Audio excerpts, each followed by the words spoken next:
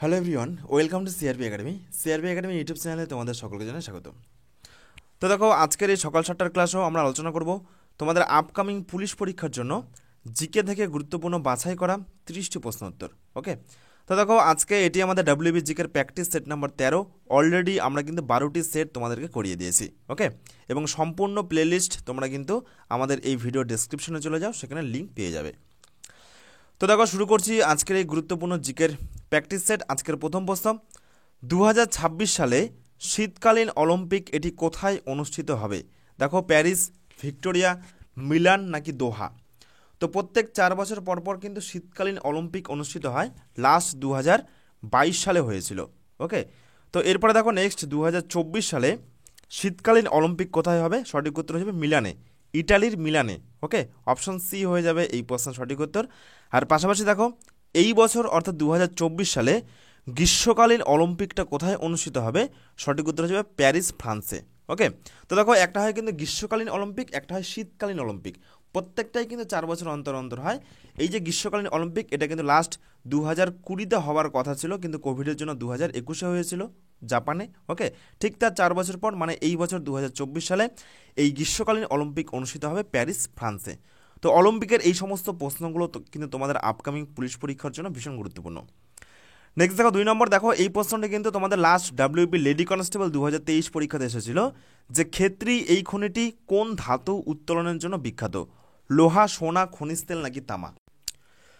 তো দেখো এই প্রশ্ন সঠিক উত্তর কী হবে? এই প্রশ্ন সঠিক উত্তর হয়ে যাবে ক্ষেত্রী এই খনিটি তামার জন্য বিখ্যাত। ওকে, এই খনি থেকে কিন্তু তামা উত্তোলন করা হয়। তো এই খনিটি কোথায় অবস্থিত? এই খনিটি কিন্তু রাজস্থানে অবস্থিত। ওকে, তো দেখো এই সমস্ত প্রশ্নগুলোর সঠিক উত্তর কী হবে তোমরা কিন্তু অবশ্যই কমেন্টে জানাবে। তারপর দেখে নেবে যে এই 30টি প্রশ্ন উত্তরের মধ্যে তোমাদের কার কত স্কোর হচ্ছে। নেক্সট দেখো 3 নম্বর, সংবিধানের কোন ধারায় ক্যাগ সম্পর্কিত বিধানসমূহের উল্লেখ আছে? 135, 148, 152 নাকি 117।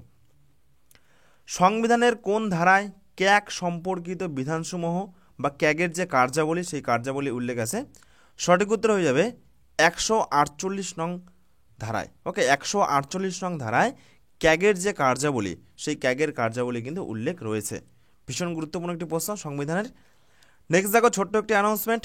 তো দেখো আগামীকাল অর্থাৎ 28শে ফেব্রুয়ারি থেকে আমাদের সিআরপি একাডেমির তত্ত্বাবধানে তোমাদের যে পুলিশের নতুন বিজ্ঞপ্তিগুলো বেরোবে, সেই নতুন বিজ্ঞপ্তিগুলোকে টার্গেট করে একটি নতুন পুলিশ পরীক্ষার ব্যাচ শুরু হতে চলেছে। খাকি উর্দু দখলের সেরা প্রস্তুতি, জিকে, গণিত, রিজনিং, ইংরেজি প্রত্যেকটা কিন্তু বিষয়ের অধ্যায় ধরে ধরে, মনে রাখবে যে একদম অধ্যায় ধরে ধরে প্রথম থেকে কিন্তু ক্লাসগুলো করানো হবে ডাব্লিউপি নতুন সিলেবাস এবং নতুন প্যাটার্ন অনুযায়ী। তো তোমরা যদি আমাদের এই ব্যাচ কোর্সে ভর্তি হতে চাও, অবশ্যই কিন্তু এটা আমাদের অফিসিয়াল হোয়াটসঅ্যাপ নম্বর, অবশ্যই এই নম্বরে যোগাযোগ করে নেবে। ওকে, হোয়াটসঅ্যাপ এবং কল দুটোই রয়েছে, 9647553612। তোমরা কিন্তু এই নম্বরে যোগাযোগ করতে পারবে, অথবা ভিডিওর ডিসক্রিপশনে আমি কিন্তু ডিরেক্ট হোয়াটসঅ্যাপের লিঙ্ক দিয়ে রাখবো, সেখান থেকে তোমরা কিন্তু ডিরেক্ট লিঙ্কে ক্লিক করে আমাদের হোয়াটসঅ্যাপে কথা বলতে পারবে। ওকে, নেক্সট দেখো 4 নম্বর প্রশ্ন কি রয়েছে? ফায়ার আইস বলতে নিম্নলিখিত কোনটিকে বোঝানো হয়? Fire ice, methylene hydrate, methane hydrate, propane hydrate নাকি ইথেন হাইড্রেট। তো দেখো ফায়ার আইস বলতে সঠিক উত্তর হয়ে যাবে, ফায়ার আইস বলতে কিন্তু মিথেন হাইড্রেটকে বোঝায়, মিথেন হাইড্রেট। অপশন বি হয়ে যাবে এই প্রশ্নের সঠিক উত্তর। তো দেখো এই প্রশ্নটিও কিন্তু পুলিশ পরীক্ষার বিগত বছরের প্রশ্ন, ডাব্লিউপিএসআই 2021-এর প্রশ্ন। তো দেখো ফায়ার আইস কি? ফায়ার আইস কিন্তু একটি জীবাশ্ম জ্বালানি, এর রাসায়নিক নাম হলো মিথেন ক্লাথেট, এটি মিথেন হাইড্রেট নামেও কিন্তু পরিচিত। ওকে, মিথেন হাইড্রেট কিন্তু সাদা বরফের মধ্যে একটি কঠিন পদার্থ, তাই একে কিন্তু ফায়ার আইস বলা হয়। ফ্রেন্ডস, এরপর দেখো নেক্সট, এটিও কিন্তু পুলিশ পরীক্ষার বিগত বছরের প্রশ্ন, 10 ডিগ্রি চ্যানেল, 10 ডিগ্রি চ্যানেল নিম্নলিখিত কোন দুটির মাঝখান দিয়ে গিয়েছে? দেখো এই 4টে অপশন রয়েছে, এই 4টে অপশনের মধ্যে সঠিক উত্তর কী হবে? রামেশ্বরম এবং জাফনা উপদ্বীপ, রামেশ্বরম এবং জাফনা উপদ্বীপ, নাকি আন্দামান ও নিকোবর দ্বীপপুঞ্জ, নাকি গ্রেট নিকোবর ও সুমাত্রা দ্বীপপুঞ্জ, নাকি দক্ষিণ আন্দামান এবং লিটল আন্দামান দ্বীপপুঞ্জ। দেখো পুলিশ পরীক্ষাতে কিন্তু এই টাইপেরই প্রশ্নগুলো হয়। তো দেখো আজকের সেটে কিন্তু আমি বেশ কিছু পুলিশ পরীক্ষার বিগত বছরের প্রশ্নগুলোকে রেখেছি, তাহলে তোমাদের কিন্তু একটা আইডিয়া হবে যে পুলিশ পরীক্ষাতে কী টাইপের প্রশ্ন পরীক্ষাতে আসে। তো দেখো এই প্রশ্ন সঠিক উত্তর হয়ে যাবে 10 ডিগ্রি চ্যানেল এটি হলো আন্দামান এবং নিকোবর দ্বীপপুঞ্জের মাঝখানে অবস্থিত। অপশন বি হয়ে যাবে এই প্রশ্নের সঠিক উত্তর। নেক্সট দেখো 6 নম্বর প্রশ্ন কি রয়েছে, হরপ্পার কোন অঞ্চল ধান চাষের সাথে যুক্ত? হরপ্পার কোন অঞ্চল ধান চাষের সাথে যুক্ত? সঠিক উত্তর হয়ে যাবে এই প্রশ্নের লোথাল। ওকে, অপশন সি হয়ে যাবে এই প্রশ্নের সঠিক উত্তর। ভীষণ গুরুত্বপূর্ণ কিন্তু একটি প্রশ্ন। তো দেখো হরপ্পা সভ্যতা কে আবিষ্কার করেছিল? এই দুটো কিন্তু পরীক্ষাতে আসে, হরপ্পা এবং মহেঞ্জোদারো। হরপ্পা সভ্যতা আবিষ্কার করেন দয়ারাম সাহানি কত সালে? 1921 সালে। মনে রাখবে ঠিক তার পরের বছর 1922 সালে রাখাল দাস বন্দ্যোপাধ্যায় তিনি কিন্তু এই মহেঞ্জোদারো সভ্যতা আবিষ্কার করেন। এবং মহেঞ্জোদারো এই কথার অর্থ কি? এটিও পরীক্ষাতে আসে, মৃতের স্তূপ। ওকে, মহেঞ্জোদারো এই কথার অর্থ কি? মৃতের স্তূপ। তাহলে হরপ্পা সভ্যতা আবিষ্কার করে দয়ারাম সাহানি 1921 সালে এবং ঠিক তার পরের বছর 1922 সালে রাখাল দাস বন্দ্যোপাধ্যায় মহেঞ্জোদারো সভ্যতা আবিষ্কার করেন। ওকে, আর হরপ্পার কোন অঞ্চল ধান চাষের সাথে যুক্ত? লোথাল। ভীষণ গুরুত্বপূর্ণ প্রশ্ন। ফ্রেন্ডস, এরপর দেখো নেক্সট 7 নম্বর প্রশ্ন, রাজ্যের অ্যাডভোকেট জেনারেলকে নিয়োগ করেন কে? রাজ্যের অ্যাডভোকেট জেনারেলকে কে নিয়োগ করেন? মুখ্যমন্ত্রী, সেই রাজ্যের হাইকোর্টের প্রধান বিচারপতি, রাজ্যপাল নাকি রাষ্ট্রপতি? তো দেখো রাজ্যের অ্যাডভোকেট জেনারেলকে নিয়োগ করেন, সঠিক উত্তর হয়ে যাবে রাজ্যপাল। কে? রাজ্যপাল। অপশন সি হয়ে যাবে এই প্রশ্নের সঠিক উত্তর। তো দেখো প্রধানমন্ত্রীকে নিয়োগ করেন রাষ্ট্রপতি, প্রধানমন্ত্রীকে নিয়োগ করেন রাষ্ট্রপতি, রাষ্ট্রপতিকে শপথ বাক্য পাঠ করান ভারতের প্রধান বিচারপতি। এগুলো কিন্তু পরীক্ষাতে আসে যে তাহলে প্রধানমন্ত্রীকে কে নিয়োগ করে। তো মনে রাখবে যে প্রধানমন্ত্রীকে নিয়োগ করে কিন্তু রাষ্ট্রপতি। তাহলে রাষ্ট্রপতিকে কে নিয়োগ করে বা শপথ বাক্য পাঠ করায়? রাষ্ট্রপতিকে আবার শপথ বাক্য পাঠ করায় ভারতের প্রধান বিচারপতি, মানে সুপ্রিম কোর্টের প্রধান বিচারপতি। তারপর নেক্সট দেখো মুখ্যমন্ত্রীকে কে নিয়োগ করে? মুখ্যমন্ত্রীকে নিয়োগ করে রাজ্যপাল, আর রাজ্যপালকে কে নিয়োগ করে? রাজ্যপালকে নিয়োগ করে হচ্ছে রাষ্ট্রপতি। তো এগুলো কিন্তু ভীষণ গুরুত্বপূর্ণ তথ্য, এগুলো খাতায় নোট করে রাখবে, পরীক্ষার আগে কিন্তু রিভিশন করতে সুবিধা হবে। ফ্রেন্ডস, এরপর দেখো নেক্সট 8 নম্বর প্রশ্ন, উদ্ভিদ দেহে ট্রপিক চলন নিয়ন্ত্রণকারী হরমোনটির নাম কি? উদ্ভিদ দেহে ট্রপিক চলন নিয়ন্ত্রণকারী হরমোনটির নাম কি? সঠিক উত্তর হয়ে যাবে অক্সিন। দেখো এই প্রশ্নটিও কিন্তু পুলিশ পরীক্ষার বিগত বছরের প্রশ্ন, কেপিএসএ 2022। তাহলে এই প্রশ্ন সঠিক উত্তর হয়ে যাবে অক্সিন। নেক্সট দেখো 9 নম্বর, টোডরমল কে ছিলেন? টোডরমল কে ছিলেন? জাহাঙ্গীরের সেনাবাহিনীর একজন সেনাধ্যক্ষ, মেবারের একজন রাজপুত্র, শেরশাহের একজন মন্ত্রী নাকি আকবরের রাজসভার একজন রাজস্ব বিষয়ক বিশেষজ্ঞ? সঠিক উত্তর কী হবে? তো দেখো সঠিক উত্তর হয়ে যাবে টোডরমল ছিলেন আকবরের রাজসভার একজন রাজস্ব বিষয়ক বিশেষজ্ঞ। ওকে, রাজস্ব মানে ট্যাক্স, ট্যাক্স বিষয়ক কিন্তু একজন মন্ত্রী টোডরমল। কার রাজসভায়? আকবরের রাজসভায়। আকবরকে? আকবর তিনি হলেন মোগল বংশের শ্রেষ্ঠ সম্রাট। তাহলে অপশন ডি হয়ে যাবে এই প্রশ্নের সঠিক উত্তর। নেক্সট দেখো 10 নম্বর প্রশ্ন, এই প্রশ্নটি কিন্তু পুলিশ পরীক্ষার বিগত বছরের প্রশ্ন। দেখো লাস্ট ইয়ার এই প্রশ্নটি এসেছিল WB lady constable 2022-23। Thyroxine hormone এটি কোন গ্রন্থি থেকে ক্ষরিত হয়? থাইরক্সিন হরমোন এটি কোন গ্রন্থি থেকে ক্ষরিত হয়? পিটুইটারি, থ্যালামাস, হাইপোথ্যালামাস নাকি থাইরয়েড? তো দেখো এই প্রশ্নের সঠিক উত্তর হয়ে যাবে থাইরক্সিন হরমোন এটি হলো থাইরয়েড থেকে ক্ষরিত হয়। কোথা থেকে? থাইরয়েড। অপশন ডি হয়ে যাবে এই প্রশ্নের সঠিক উত্তর। নেক্সট দেখো 11 নম্বর প্রশ্ন, সম্প্রতি ঘূর্ণিঝড় বিপর্যয়। তো দেখো রিসেন্ট কিন্তু লাস্ট ইয়ার একটি ঘূর্ণিঝড় হয়েছিল বিপর্যয় গত বছর। তো এই যে বিপর্যয় ঘূর্ণিঝড় এটির নামকরণ করেছে কোন দেশ? দেখো পুলিশ পরীক্ষাতে কিন্তু হামেশাই এই টাইপের প্রশ্নগুলো পরীক্ষাতে দেয়। বাংলাদেশ, ইন্দোনেশিয়া, ভারতবর্ষ নাকি পাকিস্তান? তো সঠিক উত্তর হয়ে যাবে সম্প্রতি ঘূর্ণিঝড় বিপর্যয় এটির নামকরণ করেছে বাংলাদেশ। অপশন এ হয়ে যাবে এই প্রশ্নের সঠিক উত্তর। ওকে, নেক্সট দেখো 12 নম্বর প্রশ্ন কি রয়েছে,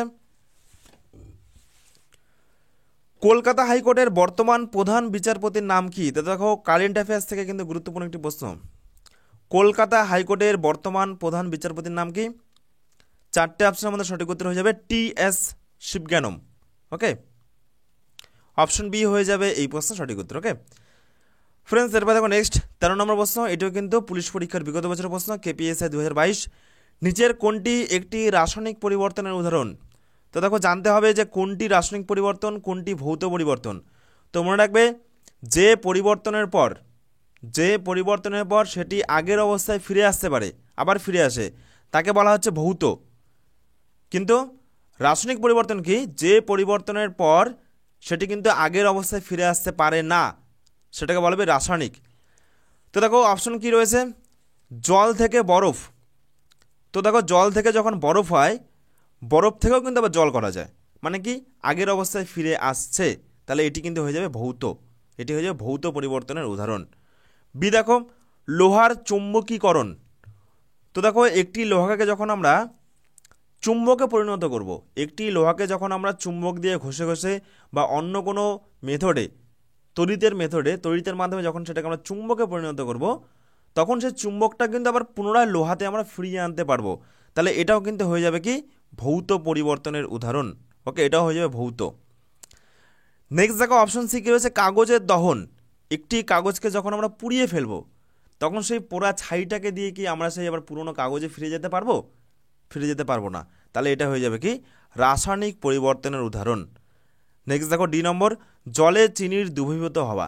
দেখো একটি জলের মধ্যে যখন আমি চিনিকে গোলাবো, তখন সেটা থেকে আমি কিন্তু আবার চিনিটাকে সেপারেটও করতে পারবো, বিভিন্ন রকম উপায় রয়েছে। ওকে, সেটাকে আমরা বাষ্পীভবন করে অনেক রকম উপায় রয়েছে, সেখান থেকে আমরা কিন্তু জল বা চিনিটাকে সেপারেটও করতে পারবো। তাহলে কাগজের দহন এটাই কিন্তু একমাত্র রাসায়নিক পরিবর্তনের উদাহরণ, বাকি সবগুলো কিন্তু ভৌত পরিবর্তন। ওকে, তাহলে অপশন সি হয়ে যাবে এই প্রশ্নের সঠিক উত্তর।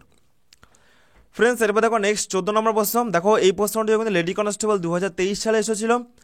নিচের কোনটি সব থেকে উৎকৃষ্ট কয়লার উদাহরণ? সব থেকে ভালো কয়লা কি রয়েছে? তো দেখো কয়লা কিন্তু 4 প্রকার, কি কি? অ্যান্থাসাইট, লিগনাইট, পিট এবং বিটুমিনাস। তো এর মধ্যে সব থেকে ভালো কয়লা কোনটি? তো দেখো সব থেকে ভালো কয়লা যেখানে কার্বনের পরিমাণ সব থেকে বেশি থাকে, সেটি হয়ে যাবে কি অ্যান্থাসাইট। অপশন এ হয়ে যাবে এই প্রশ্নের সঠিক উত্তর। তো দেখে নাও একটু এই যে কয়লার ভাগগুলো সম্পর্কে। তো দেখো অ্যান্থাসাইট এখানে কিন্তু 94 থেকে 98% কার্বন রয়েছে, সব থেকে কিন্তু ভালো কয়লা হচ্ছে এই অ্যান্থাসাইট। ওকে, এটি গৃহস্থালী এবং ব্যবসার জায়গা গরম করার জন্য ব্যবহার করা হয়। নেক্সট দেখা হচ্ছে বিটুমিনাস, এটা 2 নম্বর বিটুমিনাস। তো এই বিটুমিনাসে কিন্তু 78 থেকে 86% কার্বন পাওয়া যায়। ওকে, এই কয়লা থেকে কোকো কিন্তু তৈরি হয়।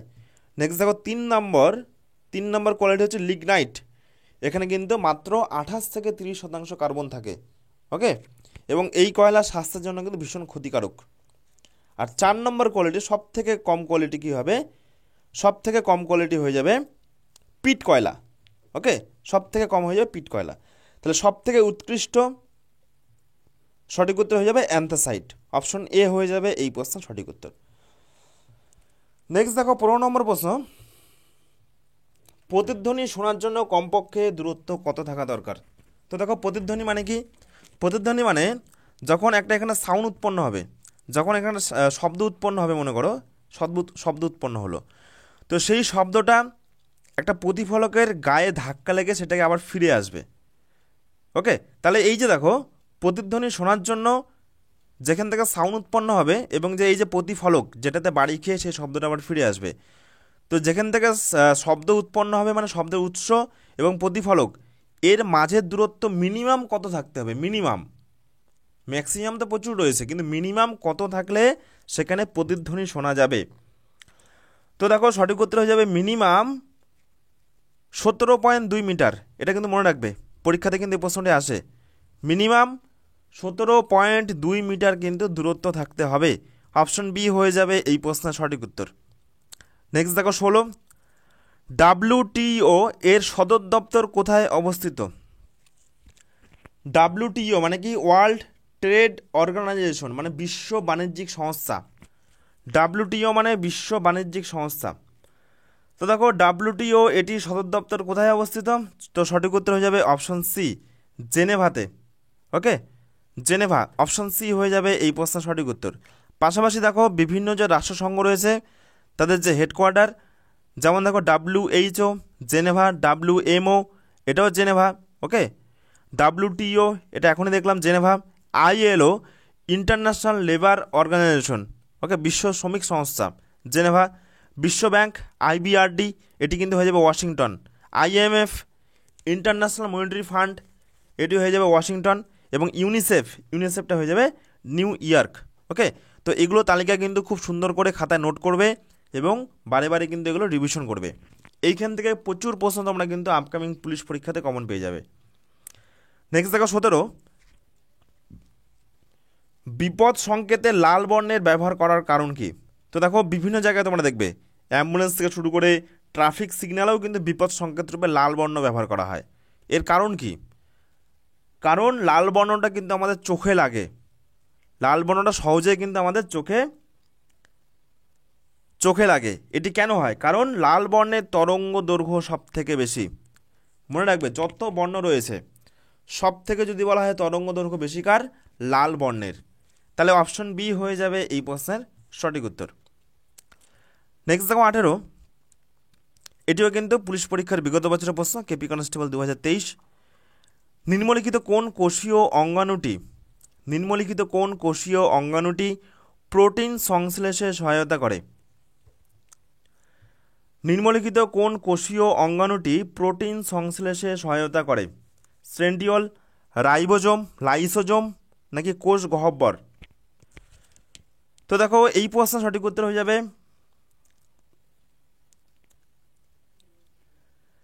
রাইবোজোম। অপশন বি হয়ে যাবে এই প্রশ্নের সঠিক উত্তর। ওকে, তো দেখো রাইবোজোম এটি কিন্তু প্রোটিন সংশ্লেষে সহায়তা করে।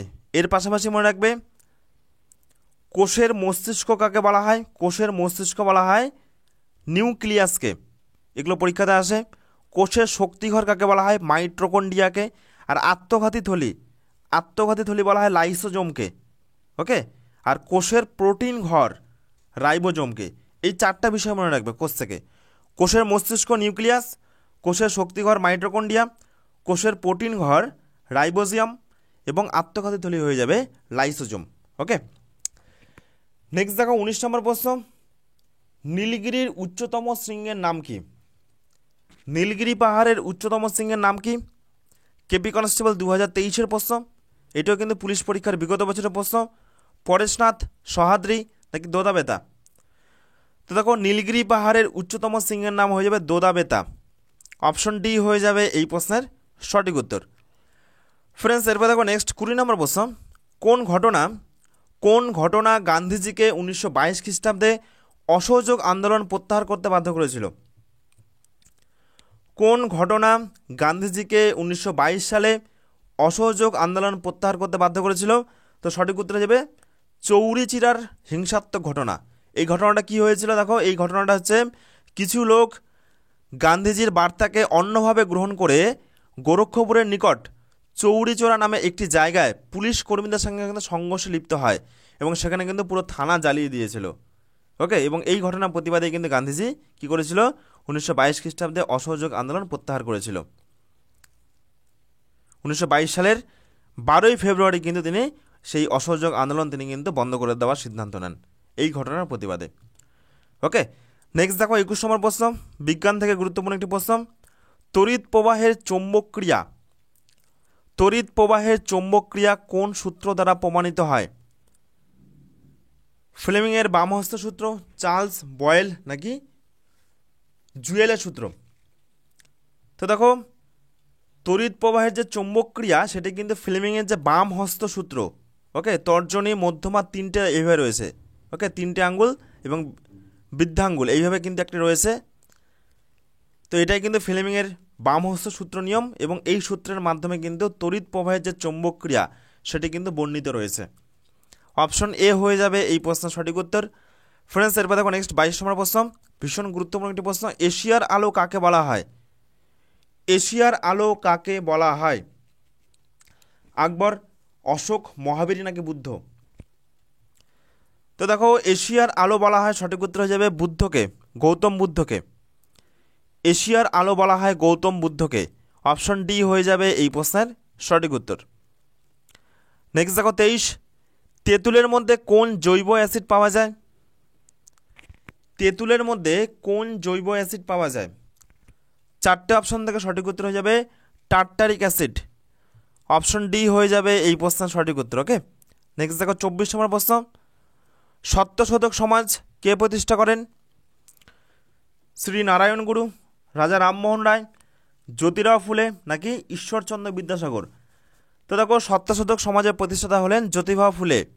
অপশান সি হয়ে যাবে এই প্রশ্নের সঠিক উত্তর। পাশাপাশি দেখো বিভিন্ন যে গুরুত্বপূর্ণ সংগঠন রয়েছে, যেমন এশিয়াটিক সোসাইটি এর প্রতিষ্ঠাতাকে উইলিয়াম জোন্স, ব্রাহ্ম সমাজ এর প্রতিষ্ঠাতাকে রাজা রামমোহন রায়, তত্ত্ববোধিনী সভা এর প্রতিষ্ঠাতাকে দেবেন্দ্রনাথ ঠাকুর, প্রার্থনা সমাজ এর প্রতিষ্ঠাতাকে আত্মারাম পাণ্ডুরঙ্গ, সত্যশোধক সমাজ এর প্রতিষ্ঠাতাকে জ্যোতিবা ফুলে, আর্য সমাজ এর প্রতিষ্ঠাতাকে স্বামী দয়ানন্দ সরস্বতী। ওকে, তো এগুলো কিন্তু পরীক্ষার জন্য গুরুত্বপূর্ণ, এগুলো কিন্তু মুখস্থ করে রাখবে, এখান থেকে পরীক্ষা প্রশ্ন পাবে।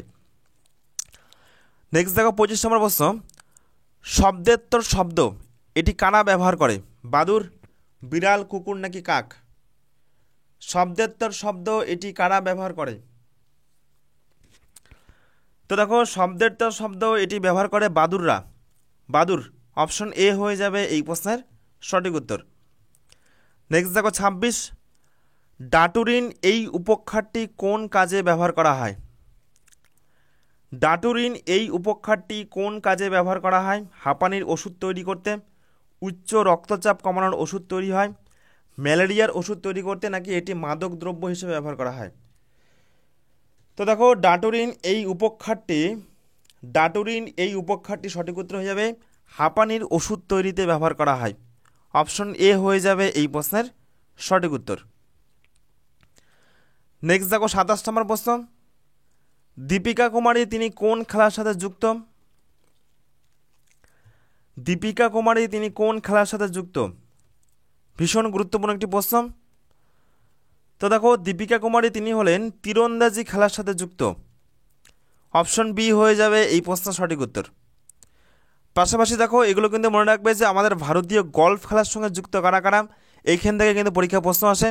যেমন দেখো অনির্বাণ লাহিড়ী, জ্যোতি রান্ধাওয়া, অদিতি অশোক, তো এনারা কিন্তু ভারতীয় গলফ খেলার সাথে যুক্ত।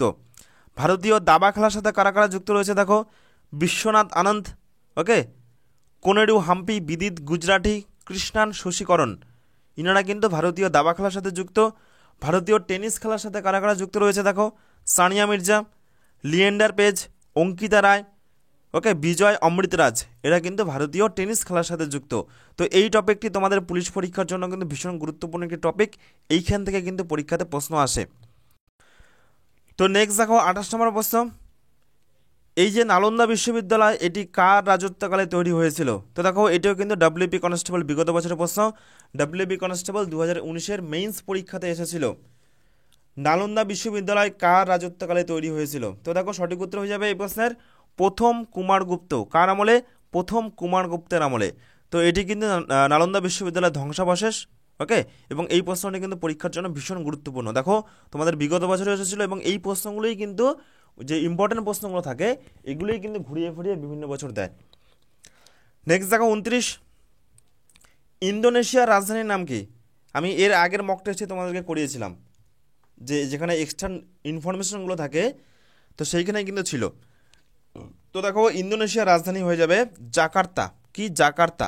অপশন এ হয়ে যাবে এই প্রশ্নের সঠিক উত্তর। পাশাপাশি দেখো অস্ট্রেলিয়ার রাজধানী কি? ক্যানবেরা। রাশিয়ার রাজধানী মস্কো, চীনের রাজধানী বেইজিং, পাকিস্তানের রাজধানী ইসলামাবাদ, ইন্দোনেশিয়ার রাজধানী হয়ে যাবে জাকার্তা। এবং মুদ্রাগুলো কিন্তু ব্রেকেটে দেওয়া রয়েছে, অস্ট্রেলিয়া হচ্ছে dollar, Australian dollar, Russia Rubel, ভীষণ গুরুত্বপূর্ণ, চীনের হচ্ছে ইউয়ান, পাকিস্তানি রুপি এবং ইন্দোনেশিয়ার ইন্দোনেশিয়ান রুপি। ওকে, নেক্সট এবং লাস্ট প্রশ্ন আজকের এই মক টেস্টের, মাংসল পথ কোন প্রাণীর গমন অঙ্গ? মাংসল পথ কোন প্রাণীর গমন অঙ্গ? তো দেখো এই প্রশ্ন সঠিক উত্তর হয়ে যাবে নিম্নলিখিত শামুকের গমন অঙ্গের নাম। শামুক, ওকে, শামুকের গমন অঙ্গের নাম হয়ে যাবে মাংসল পথ। অপশন ডি হয়ে যাবে এই প্রশ্ন সঠিক উত্তর। তো এই হলো আজকের গুরুত্বপূর্ণ মোট 30টি প্রশ্ন উত্তর। এই 30টি প্রশ্ন উত্তরের মধ্যে তোমরা কে কত স্কোর করলে অবশ্যই কিন্তু কমেন্টে জানাবে। আর অবশ্যই আমাদের সিআরপি একাডেমির অফিসিয়াল টেলিগ্রাম গ্রুপে যুক্ত হবে। দেখো কী কী প্রফিট হবে, কী কী লাভ হবে, তোমরা কিন্তু আমাদের এই গ্রুপে একদম ফ্রিতে প্রত্যেকটি ক্লাসের পিডিএফ পেয়ে যাবে, তাছাড়া এক্সট্রা জিকের পিডিএফ পেয়ে যাবে। প্রত্যেক দিন বিষয়ভিত্তিক কিন্তু মক টেস্ট নেওয়া হয়। কোন কোন টাইমে? দুপুর 1টা, 1 PM এবং 2 PM। 1 PM math reasoning mock test নেওয়া হয় এবং 2 PM কিন্তু জিকের মক টেস্ট নেওয়া হয়। ওকে, আর রাত্রেবেলা করে সপ্তাহে 3 দিন কিন্তু ইংরেজিরও মক টেস্ট নেওয়া হয়। তাহলে এইসব মক টেস্ট তোমরা কিন্তু একদম ফ্রিতে প্রত্যেক দিন দিতে পারবে আমাদের এই গ্রুপে যুক্ত হয়ে গেলে। নেক্সট তোমরা পেয়ে যাবে দেখো সাপ্তাহিক কারেন্ট অ্যাফেয়ার্সের পিডিএফ এবং সাপ্তাহিক ফুল মক টেস্ট। এখন যেহেতু ফুড এসআই পরীক্ষা চলছে সেই কারণে কিন্তু প্রত্যেক রোববার করে ফুড এসআইয়ের ফুল মক টেস্ট চলছে, তারপরে তোমাদের কিন্তু আবার পুলিশের মক টেস্ট চালু হয়ে যাবে। ওকে, তো এই সমস্ত সকল সুবিধার জন্য তোমরা কিন্তু অবশ্যই আমাদের এই টেলিগ্রাম গ্রুপে যুক্ত হবে। টেলিগ্রাম গ্রুপে যুক্ত হওয়ার দুটো প্রসেস রয়েছে। এক নম্বর প্রসেস কি, তোমরা টেলিগ্রামে গিয়ে সার্চ করবে সিআরপি একাডেমি, আর জয়েন বাটনে ক্লিক করে যুক্ত হয়ে যাবে আমাদের এই টেলিগ্রাম গ্রুপে। অথবা আমি এই ভিডিওর ডেসক্রিপশনে দেখবে যে এই যে এই ভিডিওর ডেসক্রিপশনে দেখবে, ক্লিক করলেই সেখানে প্রথমেই তোমরা কিন্তু আমাদের এই টেলিগ্রাম গ্রুপের লিঙ্ক পেয়ে যাবে, সেখান থেকেও তোমরা কিন্তু আমাদের এই গ্রুপে যুক্ত হয়ে যেতে পারো। ওকে, অলরেডি কিন্তু আমি বলে রাখি 2 লক্ষ অলরেডি 2.25 লক্ষ ছাত্রছাত্রী কিন্তু আমাদের এই টেলিগ্রাম গ্রুপে যুক্ত হয়ে গেছে। ওকে, সুতরাং সকলের থেকে এক ধাপ এগিয়ে থাকতে এবং নিজের প্রস্তুতি খুব সুন্দর করতে তোমরা কিন্তু অবশ্যই আমাদের এই টেলিগ্রাম গ্রুপে যুক্ত হয়ে যাবে। তো এই হলো আজকে আমাদের ক্লাস, দেখা হচ্ছে আগামীকাল সকাল 7টায়। আর প্রত্যেক দিন সকাল 7টায় তোমরা কিন্তু আমাদের এই চ্যানেলে এই সমস্ত পুলিশ পরীক্ষার জিকের প্র্যাকটিস সেটগুলো পেয়ে যাবে। ধন্যবাদ।